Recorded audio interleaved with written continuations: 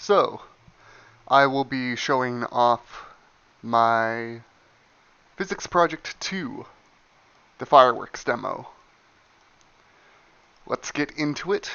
We can start just by running it.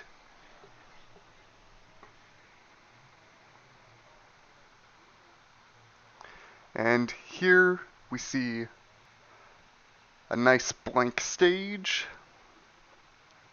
I can use WASD to move the camera to the side and backwards, and then Q and E to move it up or down.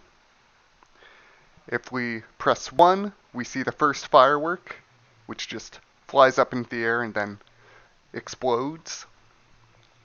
We have our second firework, which leaves a nice little trail behind it and then explodes.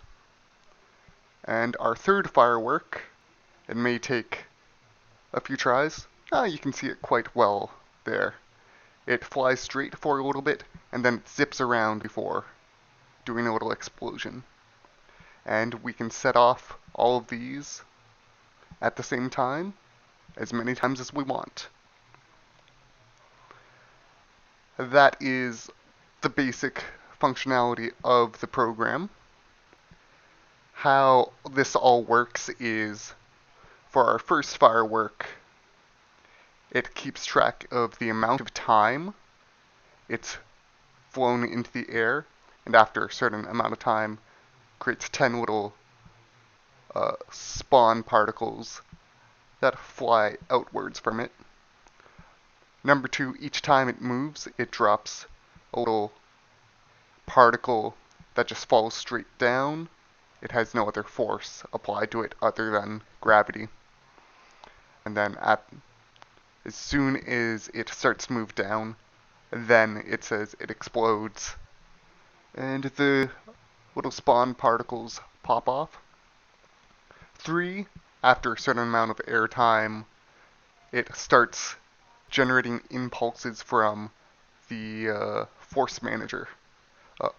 I should say all of these firework forces come from one force manager that knows how to generate these forces that then get applied to all the particles. Then it gets impulse forces as it flies, and after a certain amount of time, it explodes and drops off 2 little explosion particles. When I close this, it goes through. If we scroll all the way down here, it goes through and erases everything.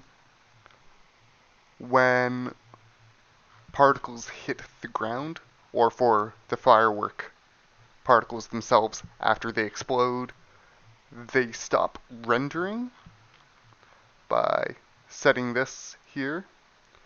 And they also have a little in-motion tracker, which lets us skip a lot of the math if it's not moving. That's about it. See ya.